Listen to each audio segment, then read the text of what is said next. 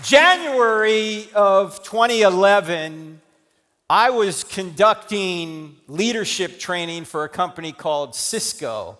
Not the food people, but the internet people that are headquartered in San Jose. In fact, I was in San Jose, and despite the fact I had already started crossexamine.org, for about 18 years after seminary, I had to make money for the family, so I was doing corporate training. And the man that hired me at one point came into the training room about the time the program was over, and he said, "Frank, we got to go to another room. We got to talk." I said, "What's going on?" And this guy's a Christian. He said, I got to fire you.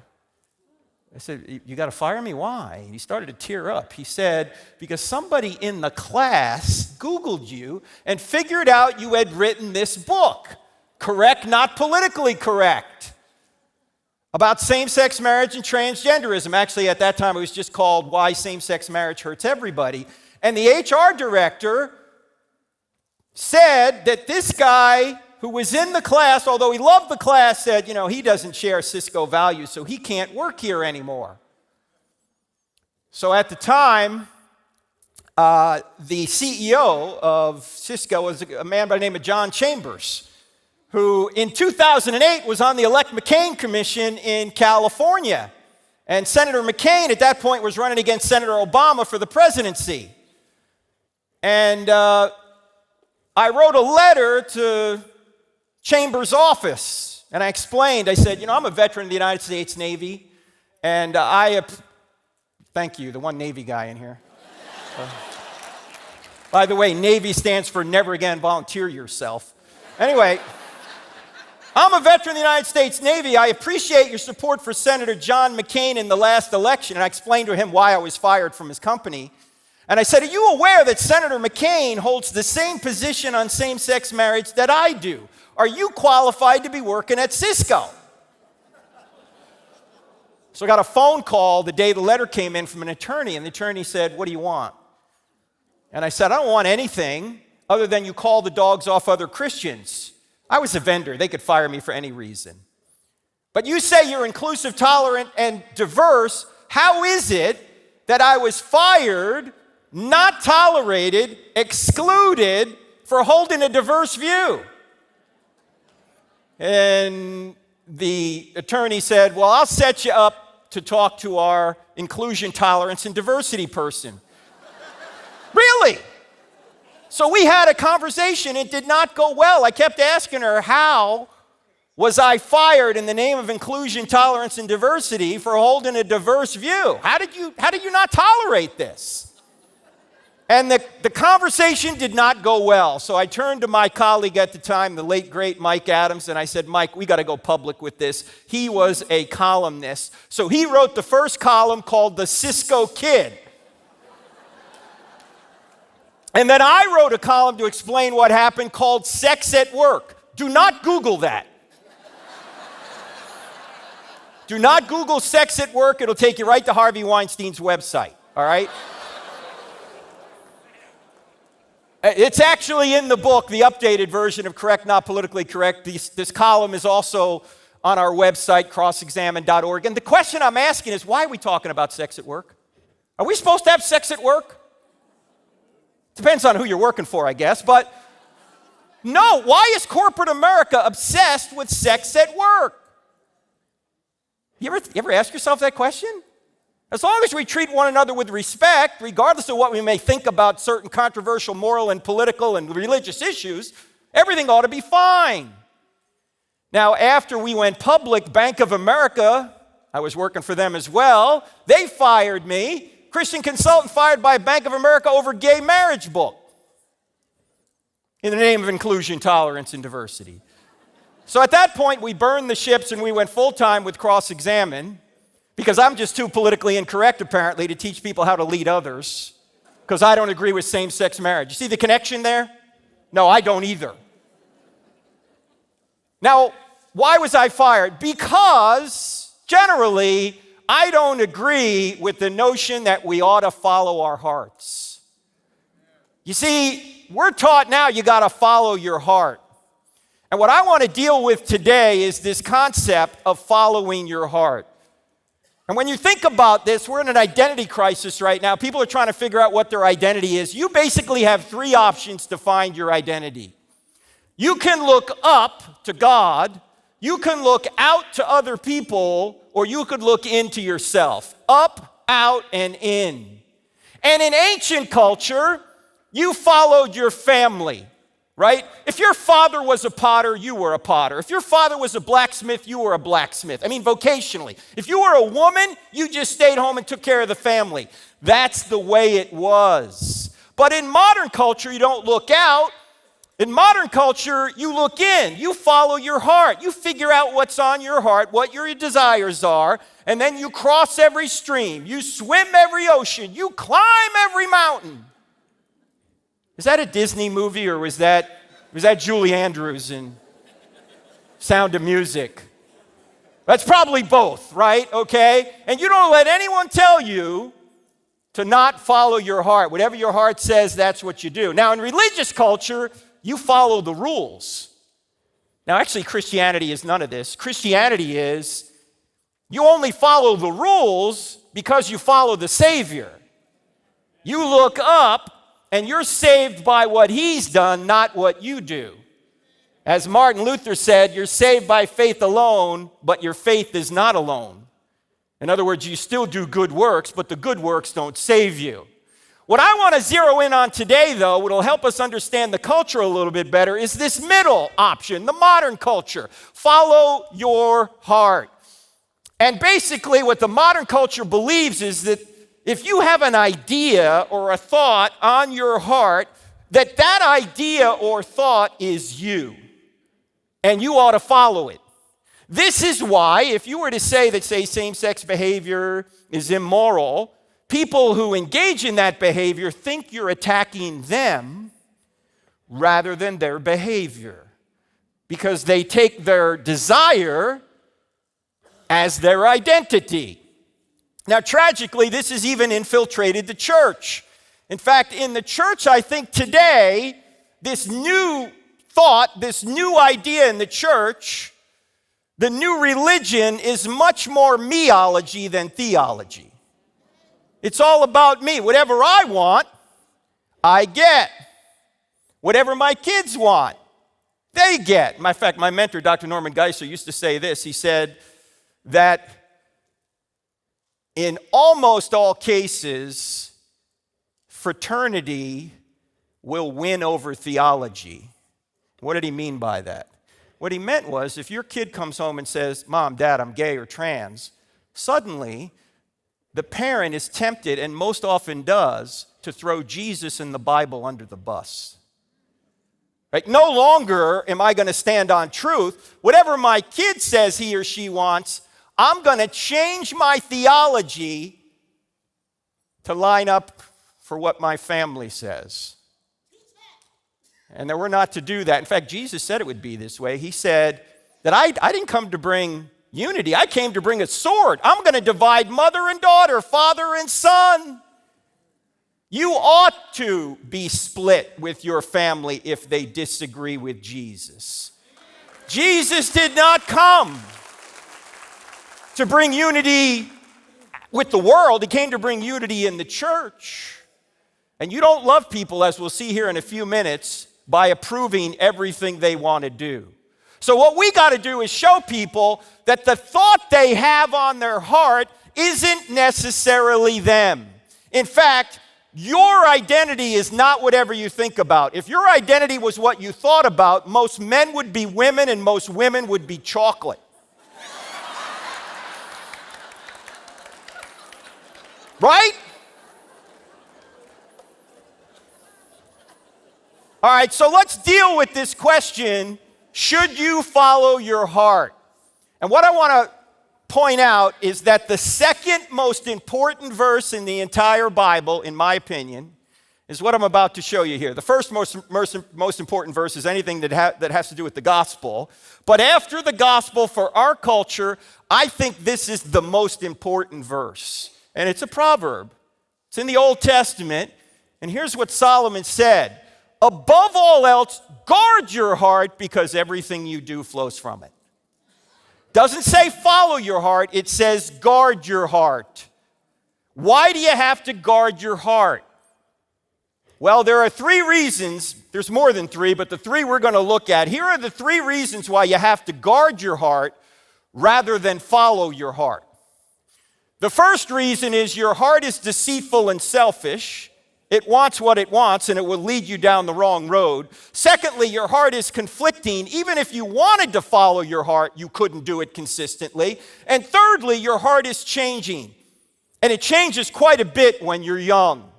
So these are 3 reasons why you can't blindly follow your heart. Now, sometimes your heart may be telling you the right thing, but most of the time it's not.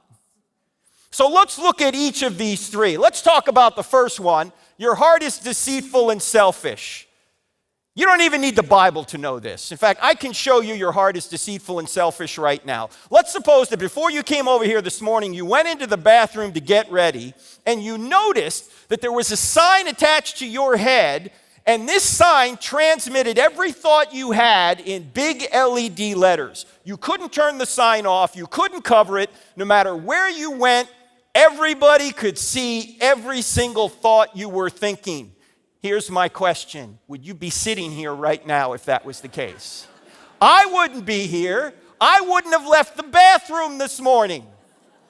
Because my thoughts and your thoughts are often evil and judgmental. In fact, no extra charge for this, but this is why you cannot remember people's names when you meet them. Because you're not thinking pure thoughts. You're going, hey, how you doing? That is the ugliest shirt I've ever seen. Where'd you get your hair cut? Walmart? I mean, that's what you're thinking. You're trying to figure out if you even want to know this person. In fact, the data show that we judge people in the first 4 seconds, and most of the time it's negative. We're deceitful and selfish. We want what we want. For people that think people are inherently good, they've never tried to bring up a 2-year-old, have they? Do you have to teach a 2-year-old to say mine? No, the 2-year-old already knows that. You have to teach the 2-year-old to share.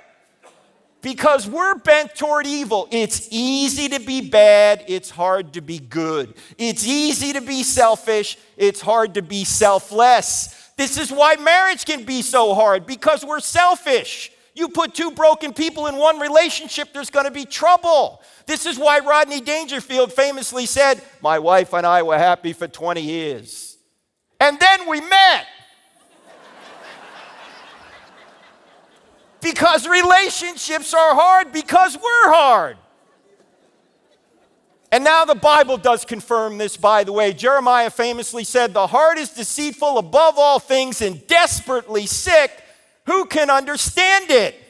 And the data shows this as well. From my favorite source, the Babylon Bee. Your best source in fake news, here it is. Study finds 100% of men would eat any fruit given to them by a naked woman.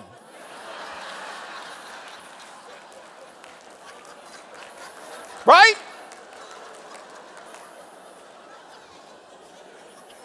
I mean, you say, I would have done better than Adam. No, you wouldn't. You'd have done the same thing. So the first reason is your heart is deceitful and selfish. Secondly, your heart is conflicting. In other words, you have 2 hearts on the same issue. Which heart are you going to follow? Like on one hand, you might want to be in shape, feeling good, feeling fit. On the other hand, you might also love glazed donuts, right? Which heart are you going to follow? They're conflict. Don't look at your neighbor, all right? You might know. Now, which heart are you going to follow? Your heart is conflicting. Look, on one hand, you might want to settle down, get married, have kids, have a family. On the other hand, you may want to continue to play the field. You can't follow both hearts. You got to pick one or the other. I don't know about you, but when I got married, it put a big damper on my dating life. All right? You just can't do whatever you want all the time. You can't follow every impulse. If you follow every impulse, you're going to wind up divorced, addicted, broken, alone, and probably prematurely dead. If you want to get contentment, you got to go straight through truth, and Jesus is the truth. And that requires you to crucify the flesh. Look, you may want that shiny new thing. On the other hand, you may want to have financial security and not have the debt every month of that shiny new thing. Which heart are you going to follow? You can't just follow your heart. You just can't go with every impulse. But that's what the culture tells you to do. And C.S. Lewis was, of course, way ahead of his time. He pointed out that all happiness requires restraint. He said this: surrender to all our desires obviously leads to impotence, disease, jealousies, lies, concealment, and everything that is the reverse of health, good humor, and frankness. For any happiness, even in this world, quite a lot of restraint is going to be necessary. If you want to succeed at anything, you got to restrain yourself from doing a lot of other things that'll take you away from the goal you want. Restraint is necessary. John Mark Comer said it this way in his recent book. He said, giving into the desires of our flesh does not lead us to freedom and life, as many people assume, but instead to slavery, and in the worst case scenario, addiction, which is a kind of prolonged suicide by pleasure. Prolonged suicide by pleasure. If you're addicted to pornography, are you free or are you a slave? You're a slave. If you're addicted to recognition, are you free or are you a slave? If you're addicted to money, are you free or are you a slave? You're addicted to drugs or alcohol. Are you free or are you a slave? You're not free. Freedom is not the capacity to do whatever you want to do. Freedom is having the capacity to do what you know you should do. And you need divine help for that. We all need divine help for that. That's why we need Jesus. So, the first reason is our hearts are deceitful and selfish. The second is because our hearts are conflicting, two hearts on the same issue. Thirdly, our hearts are changing. You couldn't consistently follow your heart, and this is especially true among the young. In fact, in recent decades, there's been a 4,000%, recent years actually, a 4,000% increase of young girls claiming to be trans.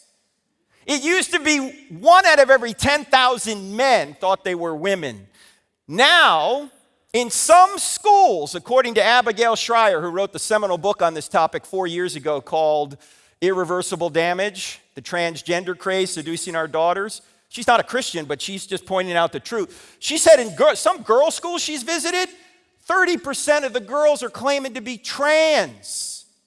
Where did this come from? There's nothing new in the water, ladies and gentlemen. It's a social media phenomenon. It's a contagion. By the way, do you know that your kids are being discipled by someone or something? Chances are it's this. Pastor Allen gets an hour, maybe a week with them. They have the other 167 hours with this. Who's going to win? Unless you reinforce what Pastor Allen and others here are saying. So,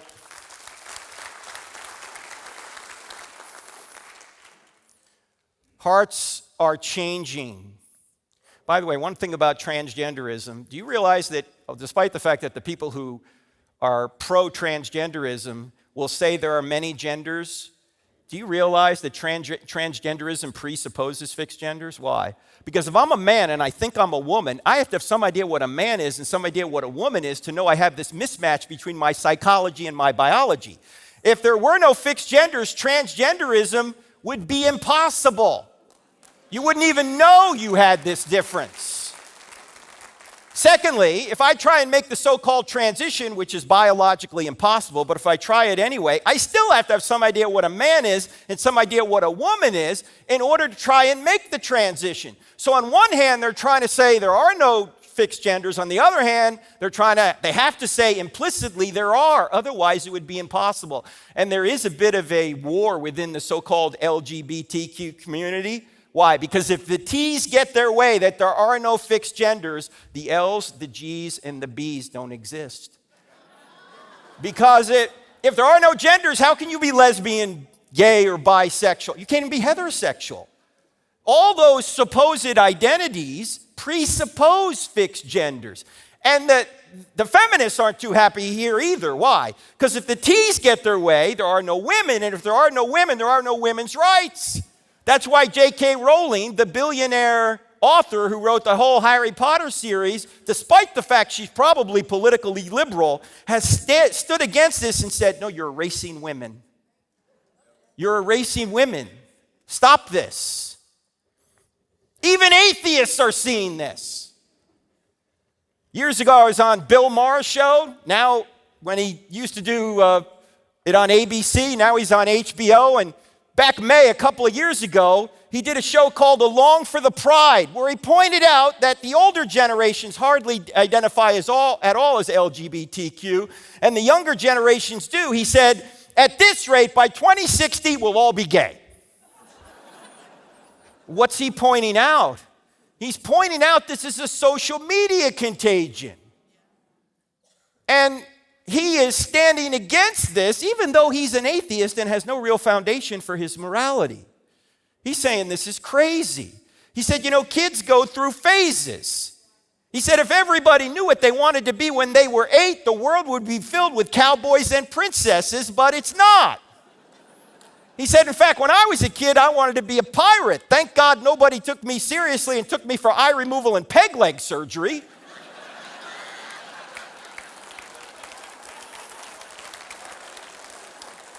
He's telling the truth. And ladies and gentlemen, transgenderism, the perfect analog of transgenderism is anorexia. If someone is anorexic, you would never say to that person, you're right, let me give you liposuction. You would say, honey, your mind's playing tricks on you. Let me get you psychiatry. Let me get you counseling. Let me get you prayer.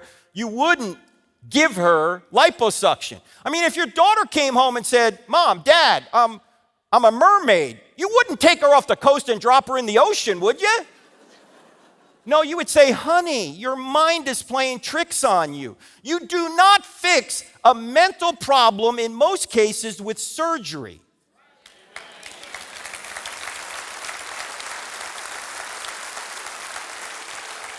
And yet, here we are, from the White House down, trying to tell people that they ought to get puberty blockers, cross-sex hormones, and surgery. You know what the data show? That the kids who supposedly have this, by the time they hit 18, 80% of them are back to their biological sex. Why? Because puberty is one big, long transition. It's normal to feel odd when you're going through puberty. It's normal. We ought to teach that. Why would we ever, the latest stat that has come out, that of the small percentage of young people that have so-called gender dysphoria, by the time they hit 26, only 4% still have it. In other words, 96% don't. Why would you ever recommend these radical treatments which are going to sterilize them and tragically amputate perfectly healthy sex organs for a condition that's probably going to fix itself anyway? It makes no sense. And when you're young, things change quickly. Your heart changes. In fact, think about this. Just go think back to when you were 15. When you were 15, you probably look back at your 10-year-old self with a little bit of disdain. You probably look back and say, I was kind of an idiot when I was 10. And then when you hit 20, you look back at your 15-year-old self and you say, I was kind of an idiot when I was 15. And then when you hit 30, you look back at your 20-year-old self and I didn't have it all together. I was kind of an idiot when I was 20. You know what this means? No matter how old you are right now, you're an idiot.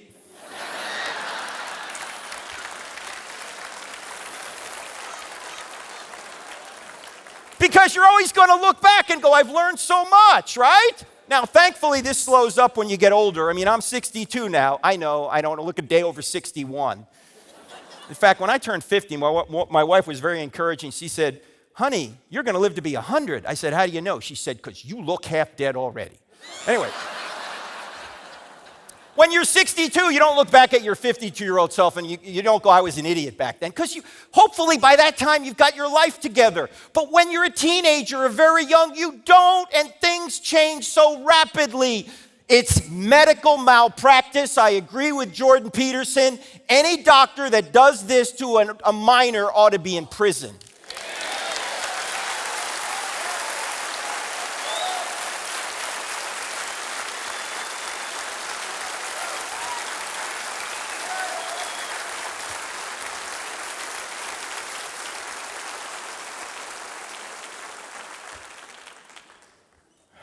I had to get Jordan Peterson in there to get a standing ovation. Did you notice that?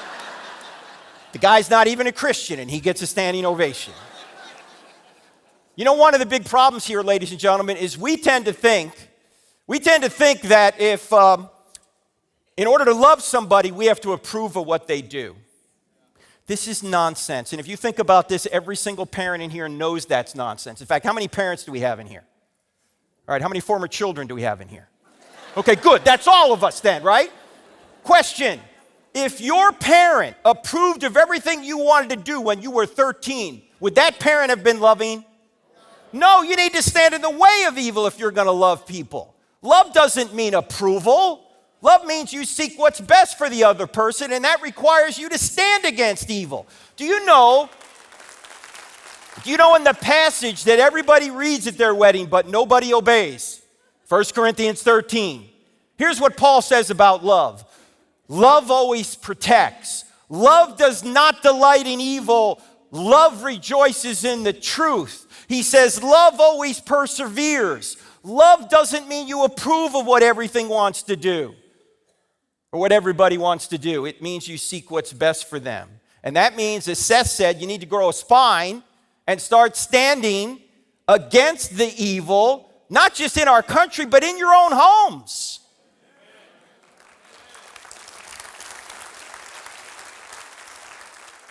Thomas Sowell, who says everything well, in fact, he's now 93 years old, put it this way. He says, when you want to help people, you tell them the truth. When you want to help yourself, you tell them what they want to hear. You know, Jesus gave us one new command. What was the one new command? Love one another as I have loved you. How did he love us? He sacrificed himself for us. So if we're going to love other people, we have to sacrifice ourselves for them. But you know what we do when we tell them what they want to hear? You know why we tell them what they want to hear? So they don't get mad at us. So what do we wind up doing? We wind up sacrificing them for our benefit. When we tell them what they need to hear, we're willing to take the blowback, which means we're sacrificing ourselves to help them, and that's the love of Jesus. That's what we're supposed to do. So let's sum it up this way. In fact, ladies and gentlemen, let's say this together. Are you ready? Above all else, guard your heart, because everything you do flows from it. Now, ladies and gentlemen, I brought some resources for you. First thing you want to do is take out your phone, and if you take that QR code there and follow the link, I'm going to send you this PowerPoint presentation and about 8 or 9 others for free. Also, I did bring some books, and I want to point out all the proceeds from the books will go to feed needy children. Mine, okay? Just so you know. Got some sons, so I need some help, all right? The book we've been talking, everything I've said pretty much today is in this book, Correct, Not Politically Correct, about same-sex marriage and transgenderism. This is not the biblical case, ladies and gentlemen. I'm not quoting Bible verses in this book. This is the natural law, common sense, medical case why both transgenderism and same-sex marriage are not good for individuals and they're not good for societies. Okay, so you could give this book to an unbeliever. All right? Amazon, strangely, keeps running out of it. Gee, I wonder why. Because they don't want to sell it. That's why. Also, the book Stealing from God, Why Atheists Need God to Make Their Case. I've noticed that when atheists are arguing there is no God, they actually have to steal aspects of reality that would only exist if God existed in order to say he doesn't exist. In effect, they have to sit in God's lap to slap his face. And then we have, I know this is a lot, but this is a 23-hour DVD series, Jesus versus the Culture, We go through everything in there that's in our culture right now, whether it's CRT, whether it's cancel culture, whether it's capitalism, socialism, Marxism. All that is in there, including why we know the Bible's true. So if you want to go into more depth, you can get that. But let me just now talk about briefly what we can do here. There's two things you can do about this. One is personally, and the other is politically. Let's start personally. Stop trying to achieve your identity. In Christianity, you do not achieve your identity, you receive your identity. It's free. There's nothing you can do to earn your way to God. You get a secure identity, as John said in his biography, we call a gospel, yet to all who did receive him, to those who believed in his name, he gave the right to become children of God. If you have to achieve your identity, all the pressure's on you, and there's always somebody that can do it better, and it's a fragile identity. For example, if you put your identity in your sexual preference, what happens when you can no longer sexually perform, or you're no longer sexually preferred? You no longer have an identity? If you put your identity in another person, what happens when that person, God forbid, dies or leaves you? You no longer have an identity? If you put your identity in your job, what happens when you lose your job? You no longer have an identity?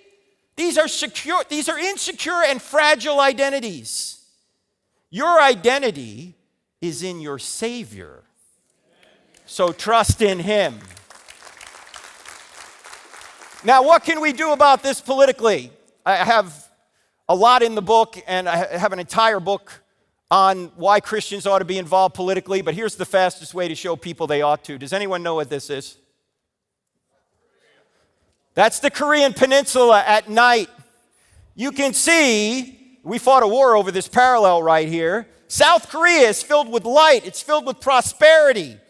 It's filled with productivity. North Korea, on the other hand, is a concentration camp. There's one major reason for the difference between South and North Korea. What is it? Don't say electricity. What is it? It's politics. The South has political freedom, the North does not.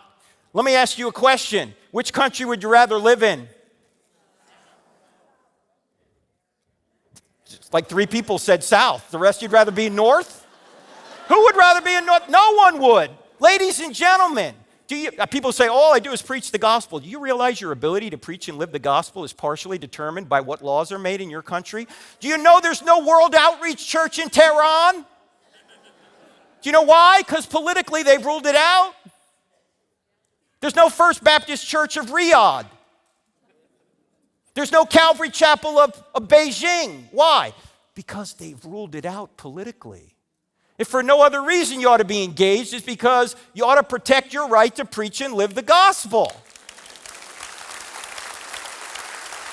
The second reason you ought to be engaged is because you love your neighbor.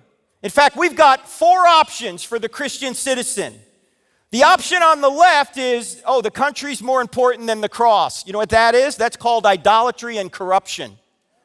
The country's not more important than the gospel or the cross. Never is. The next option is to say they're equally important. No, that is also idolatry, and it's also confusion. The next option is all I do is preach the gospel. You know what that means? You're neglecting your neighbor, and I would argue you're not even loving God. Why? Because you're neglecting what God told you to do. Love God and your neighbor, and you're only doing half of it. The right option, the cross, is always the most important. The gospel is always the most important. That's loving God and loving your neighbor. And we ought to be doing both. Right? Why? Because I want to live in a country like South Korea, not North Korea. We're done.